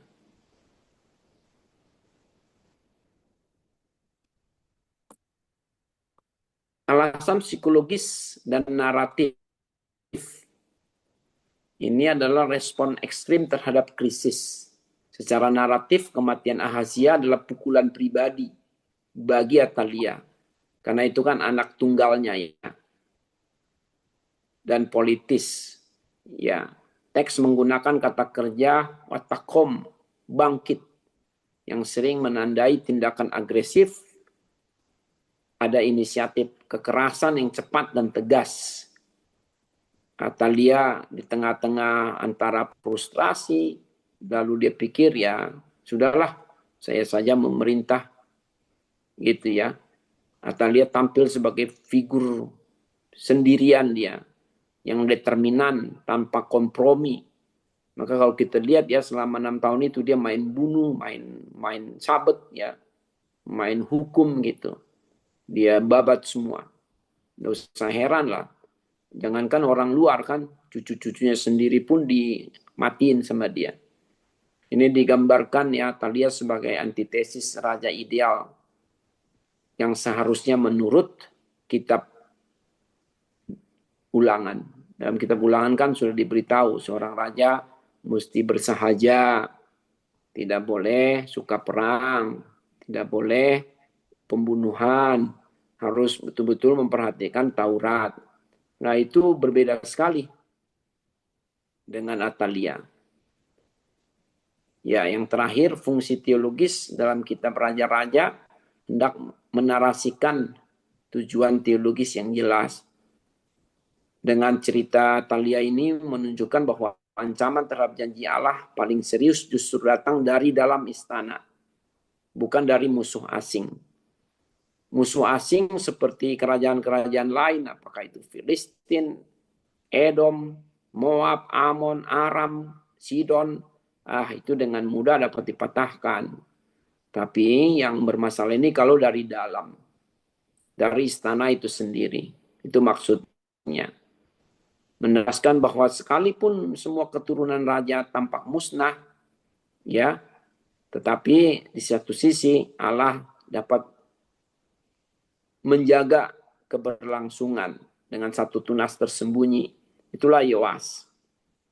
Sebab Atalia tidak tahu bahwa Yoas, salah satu cucunya yang masih kecil, itu disembunyikan oleh namborunya gitu ya, oleh oo-nya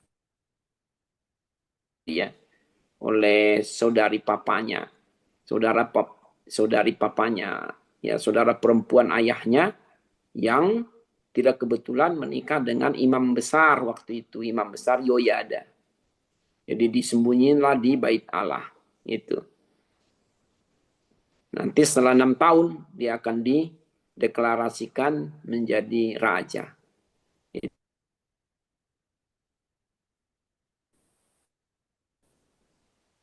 Hal ini bisa digemakan pola yang ya di luar pemikiran manusia ya.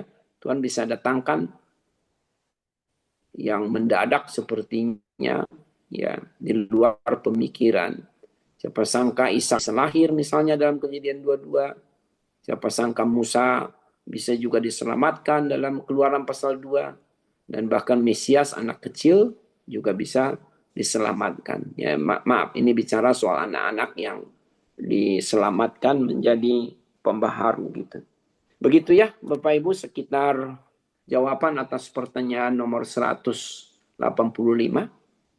Silakan Bapak Ibu, ada yang mau ditanyakan?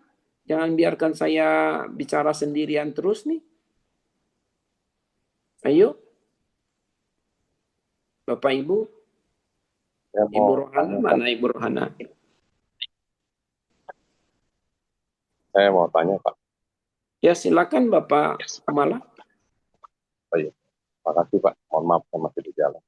Pak, kita kan tahu ya Pak bahwa Israel Utara dan Israel Selatan itu kan bermusuhan pada saat zamannya Rehabeam dan Yerobeam ya.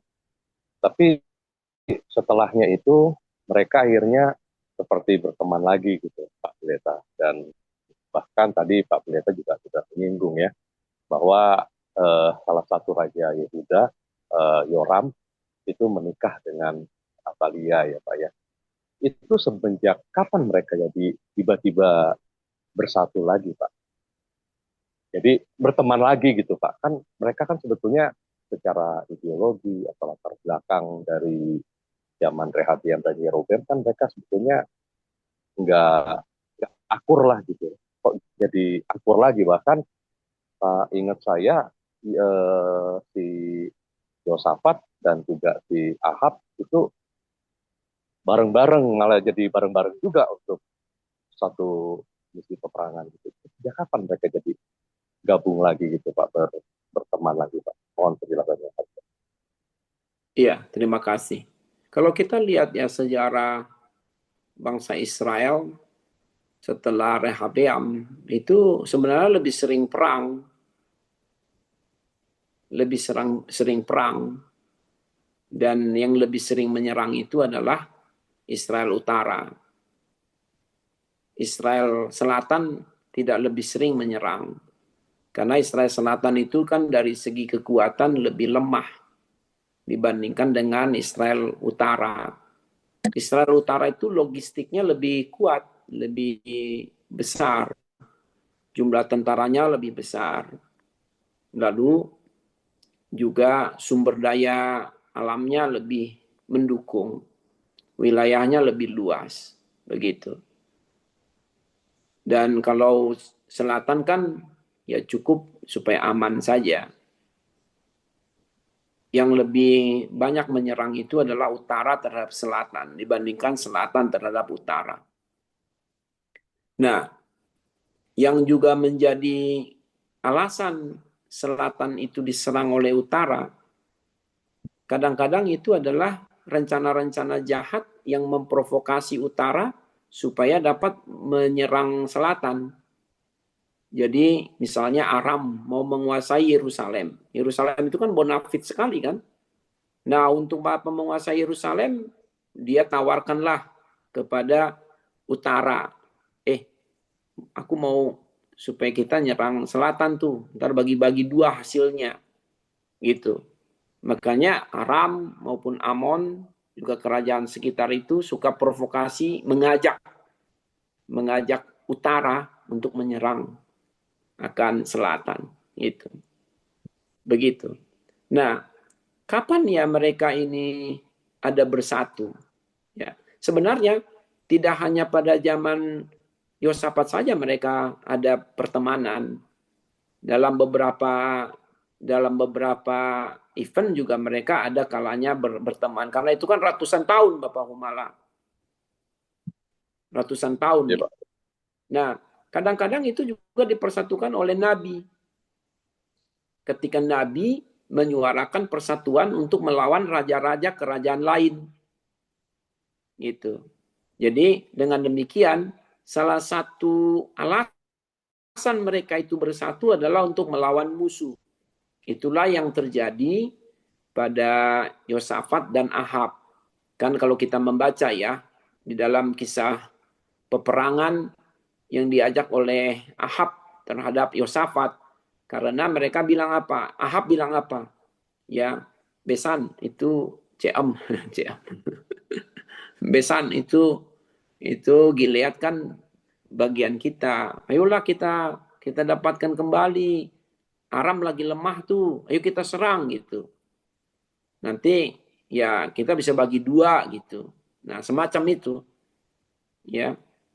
Begitu. Begitu dulu ya Bapak Humala. Ada yang kurang atau ada yang kurang jelas? Ada Berarti hal-hal. Nabi itu yang bisa mempersatukan mereka ya Pak ya. Ada Ya, seorang satu-satunya Nabi. Nabi. Ya, Jadi kalau dia didengarkan juga sama si utara ini, didengarkan juga ya Pak ya. Walaupun si utara ini kan hampir bahkan semuanya kan nggak beres gitu Pak ya, nggak percaya Tuhan lah. Tapi ya, didengar juga Nabi itu ya. ya utara tuh kebanyakan tidak mau dengar. Tetapi Nabi berusaha untuk menyatukan. Karena di mata Tuhan, Israel itu tetap satu sebenarnya. Makanya Tuhan kan tidak membuang begitu saja utara. Itu karena mereka sudah keterlaluan saja. Kalau kita baca nubuatan-nubuatan, ya, saya sebenarnya ada, coba saya lihat dulu ya pertanyaannya ini, nomor berapa ya soal Nabi. Sebentar, Nabi utara, selatan. Kalau bisa kita ke situ dulu sebentar ya. Ya. Oke, masih ada satu lagi nih tanggung nomor 186. Tapi saya siapkan ada di situ juga sudah saya bagikan pertanyaannya saja ya. Nomor 189 ya. Nah ini 188. Saya bacakan dulu pertanyaannya saja dulu ya. Bagaimanakah relasi para nabi dengan raja-raja dalam sejarah kerajaan Israel? Khususnya yang tercatat dalam kitab 1 dan 2 Samuel dan kitab 1 dan 2 Raja-Raja.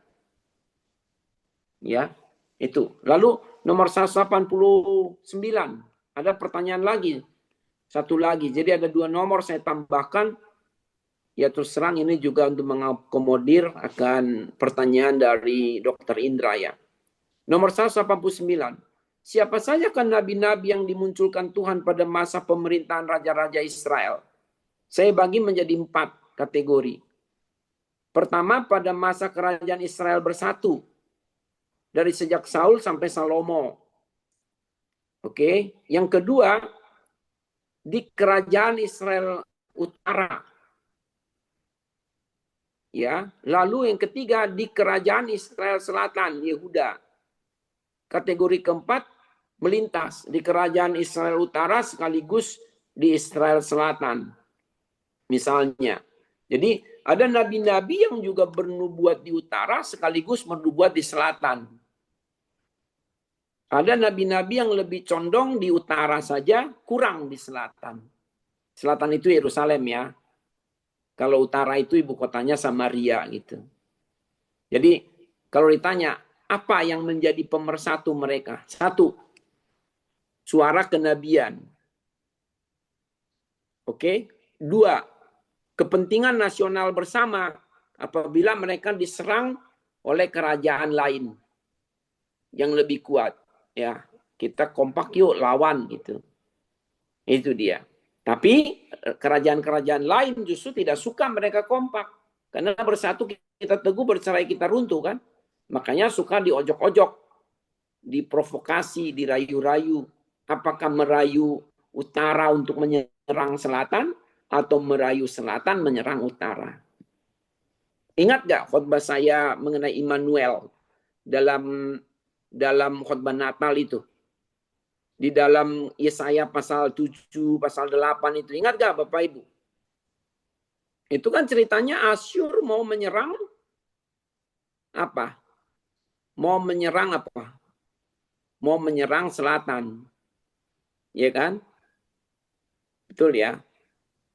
Terus Aram sudah bersekutu dengan yang apa tuh? Yang utara untuk melawan Asyur. Asyur mau datang nih. Buru-buru dari kejauhan kan Aram sudah melihat. Wah, Asyur kekuatannya udah datang nih. Aram buru-buru bersekutu dengan utara. Nah mereka mau mengajak selatan nih. Ya, tapi Tuhan berkata apa? Jangan. Kali ini jangan lawan Asyur. Dan jangan bersekutu dengan Aram. Begitu. Nah itu ceritanya kan begitu.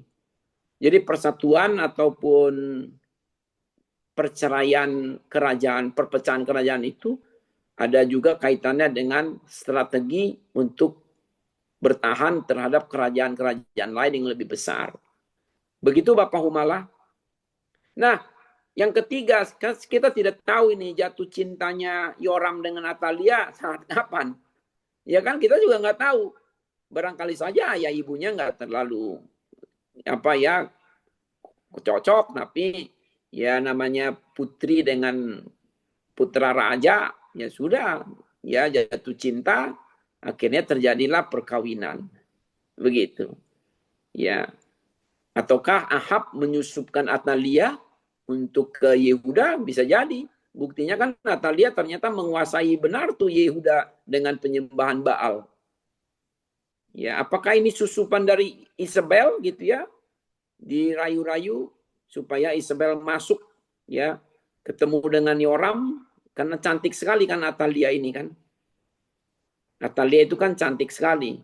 Ya, jadi Yoram terpesona lalu lupa gitu. Ya, jadi asmara itu juga menjadi apa ya, strategi politik gitu pada zaman itu.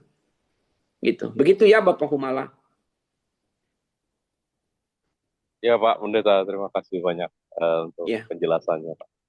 ya, terima kasih Lagi juga. pula Ya. memang karena utara ini memang nggak sedarah keturunan ya Pak ya, karena bukan seketurunan dari si Yerobeam kan, mereka kan di pemberontak gitu ya. Kalau seumpamanya dari di selatan ini kan memang sedarah gitu ya Pak ya, dari Daud, di Iya, Salomo, Rehabeam, ya Rehabeam dan seterusnya. Kalau dia kan enggak ya Pak ya. Mungkin itu juga kali yang iya, enggak membuat mereka enggak terlalu berbekas lah ininya gitu. Orang tua saya kan orang tuanya bukan raja tapi raja yang udah di kudeta gitu ya Pak ya, utara itu. Terima kasih Pak. iya, betul. Iya. Jadi memang kerajaan utara lebih rawan ya dari persatuan di antara mereka sendiri juga rawan kan. Jangankan dengan Israel keseluruhan, di antara utara saja cabik-cabikan terus kan. Nggak pernah aman di antara mereka sendiri gitu. Begitu ya. Baik. Ya, Kita coba makasih Pak lihat Pendeta. ya satu nomor lagi ya. Ini nomor. Tadi ada Ibu Rohana mau bertanya, silakan Ibu Rohana. Tidak, Pak. Tidak? Oh, gimana ini ibu-ibu kok tidak selalu? Ayo dong ibu-ibu, semangat dong ibu-ibu. Saya udah capek nih ngomong sendirian. Kok ibu-ibu biarkan terus sendirian?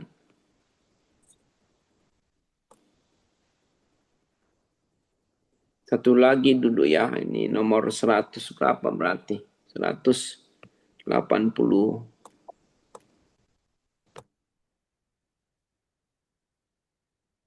ya. Mengapa dalam kitab 2 Raja-Raja 12 ayat 2 disebutkan bahwa Raja Yoas melakukan apa yang benar di mata Tuhan seumur hidupnya? Selama Imam Yoyada mengajar dia. Bagaimana perilaku Raja Yoas setelah Imam Yoyada meninggal memangnya? Dan gitu. Ini menarik ya.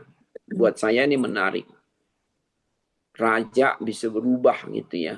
Gara-gara pembinanya meninggal. Makna teologis frasa selama Imam Yoyada mengajar dia, ini menjadi bahan perhatian. Ini satu ungkapan yang menegaskan bahwa kesalehan Yoas bersifat istilahnya itu derivatif, bukan internal dari dirinya. Ketaatan raja bukan hasil pertobatan pribadi yang matang, melainkan hanya karena terpengaruh bimbingan eksternal yang memang baik ya. Dan ada pengawasan imam. Kan kalau kita lihat Yoas itu kan naik tahta usia 7 tahun. Dan dia diselamatkan masih dari bayi kan.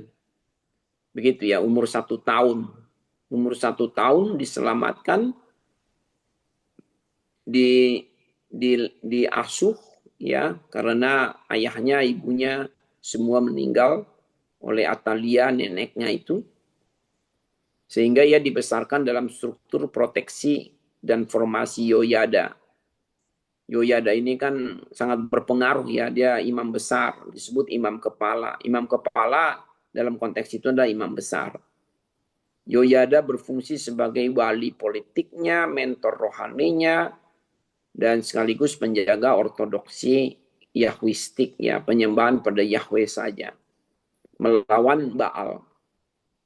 Ya, kalau kita membaca kitab Ulangan pasal 17, itulah yang disebut sebagai penilaian deuteronistik untuk kerajaan. Karena di dalam Ulangan 17 itulah diberikan kriteria seorang raja yang benar menurut Tuhan gitu ya. Itu dalam kitab Ulangan 17.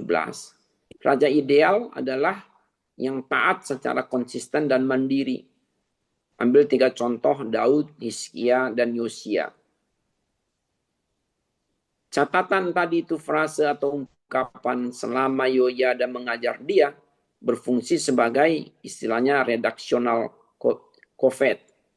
sofet, peringatan redaksional, sinyal bahwa ketaatan Yoas itu rapuh dari dalam. Hal ini menunjukkan ketaatan yang tidak diinternalisasi itu akan hilang juga akhirnya ketika pengajarnya sudah tidak ada di dekatnya. Ketika otoritas eksternal hilang, jadi dia berubah menjadi dirinya sendiri lagi karena tidak mendarat gitu ya. Tidak menyatu ajaran itu dengan jiwanya. Perilaku Yoas setelah Imam Yoyada meninggal disebutkan terjadi perubahan drastis ya. Memang tidak dicatat seluruhnya dalam kitab 2 Raja-Raja, tetapi dijelaskan secara eksplisit dalam kitab Tawarik ya. Coba Ibu Yuni tolong baca kitab 2 Tawarik pasal 24 ayat 17 sampai 22. Bagaimana perilaku Yoas ini setelah Imam Yoyada meninggal. Jangan kaget dah bagaimana itu berubahnya ya. 2 Tawarik 24 ayat 17 sampai 22.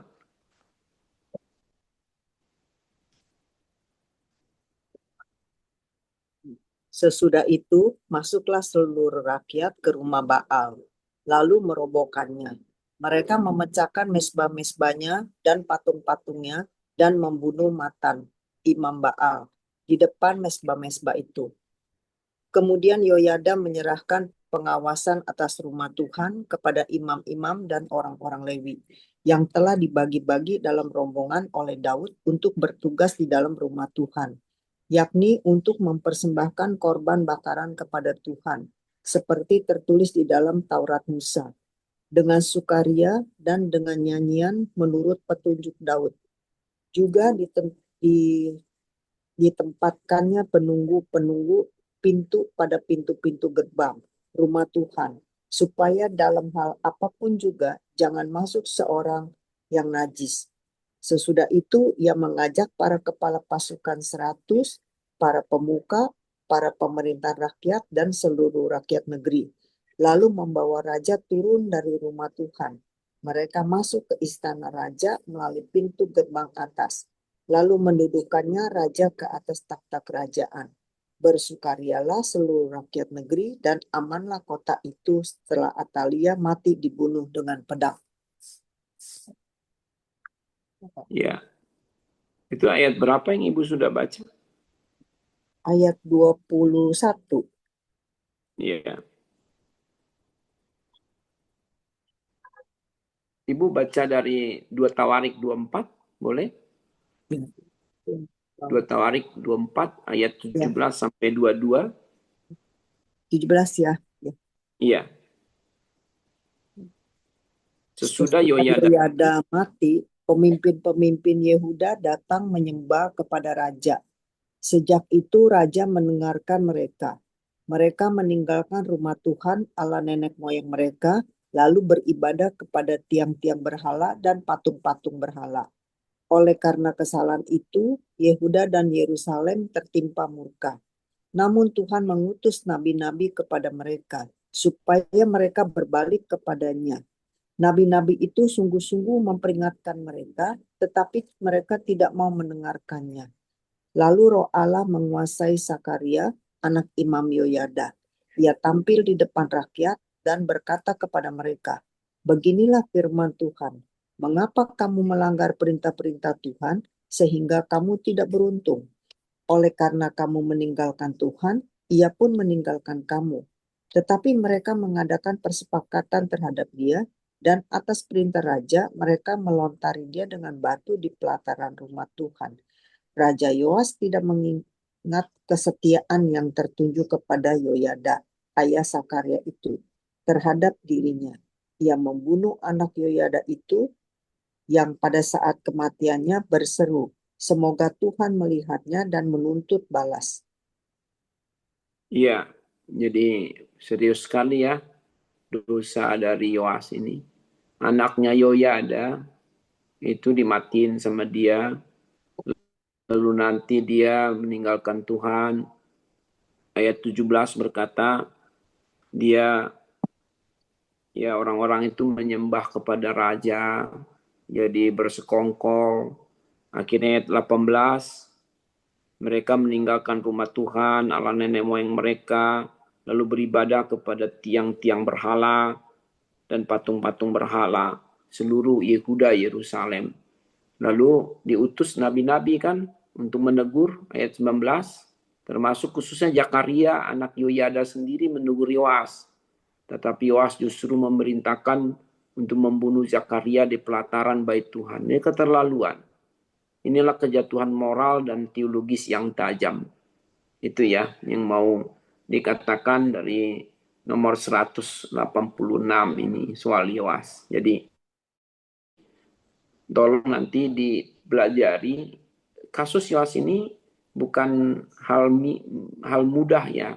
Ini adalah serius sekali. Masih ada satu gambar lagi supaya tuntas sebelum kita selesai. Bapak Ibu. Ini kita lihat lagi sedikit lagi.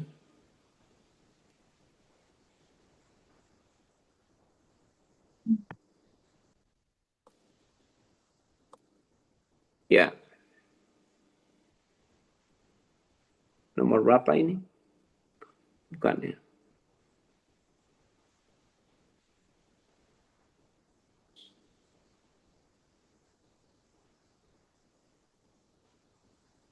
Iya.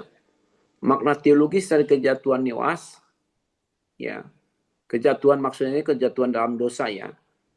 Ini adalah pengkhianatan personal. Ini bukan kejatuhan dari ya kejatuhan, maksudnya kejahatan ya. Kejahatannya. Pengkhianatan personal. Yoas membunuh anak dari imam yang pernah menyelamatkan nyawanya, menobatkannya jadi raja, membimbingnya seumur hidupnya Yoyada. Ya, ini menegaskan ingratitude. Ya, sungguh-sungguh sangat tidak menghormati itu. Nggak ada penghargaan sedikit pun, khususnya secara teologis, karena kan Allah turut bekerja di situ.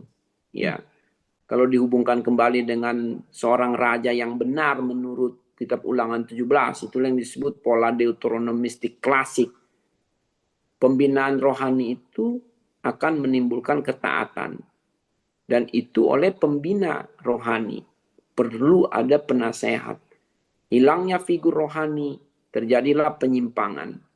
Penolakan teguran profetik akan menghasilkan hukuman. Kalau kita baca dalam Kitab Ulangan pasal 17 itu, seorang raja harus menjaga ketaatannya dengan selalu mendengar pembina rohaninya.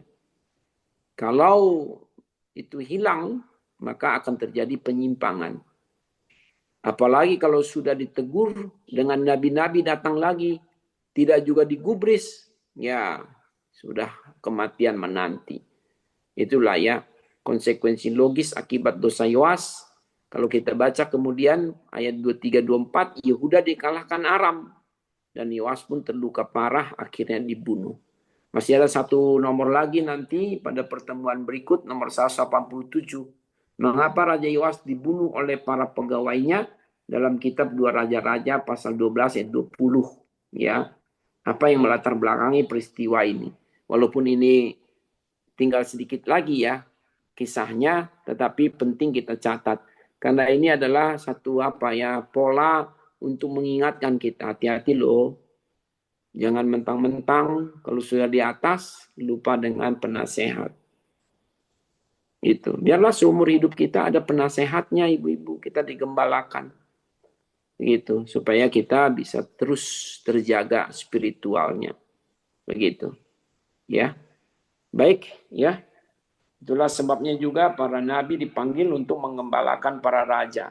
Tinggallah tadi pertanyaan Ibu Kenta juga perlu kita ingat lagi. Apakah para raja itu mendengar selalu? Ya, ternyata tidak ya. Sayang sekali. Gitu. Jadi ada raja yang tadinya baik kemudian jahat. Ya, sayang sekali. Ya, terima kasih ya Bapak Ibu sudah meluangkan waktu untuk belajar firman hari ini. Saya tadi mau mengajak kita nanti melihat beberapa gambar mengenai relasi raja-raja Israel dengan para nabi. Saya buat chartnya ya, bagannya itu supaya kita bisa melihat lagi gitu. Ya. Terima kasih Bapak Ibu, mari kita akhiri dengan berdoa ya. Bapak Surgawi, kami berdoa supaya apa yang kami pelajari tidak berlalu begitu saja.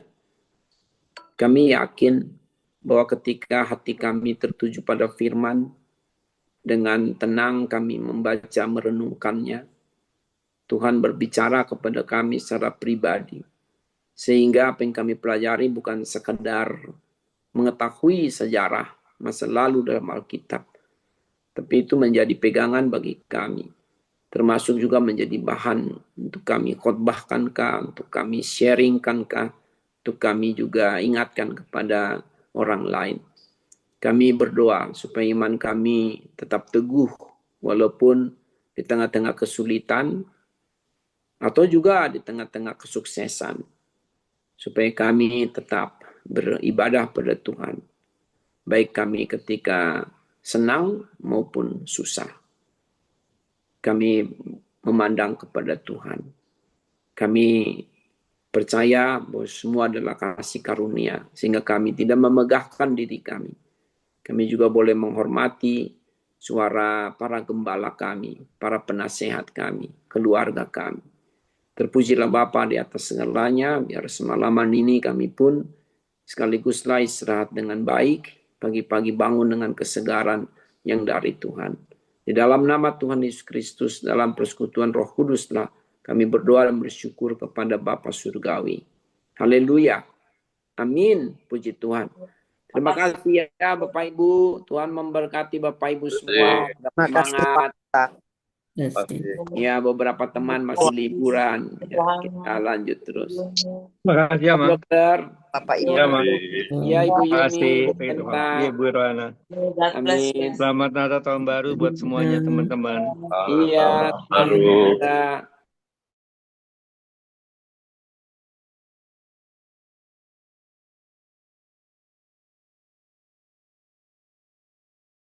selamat ya.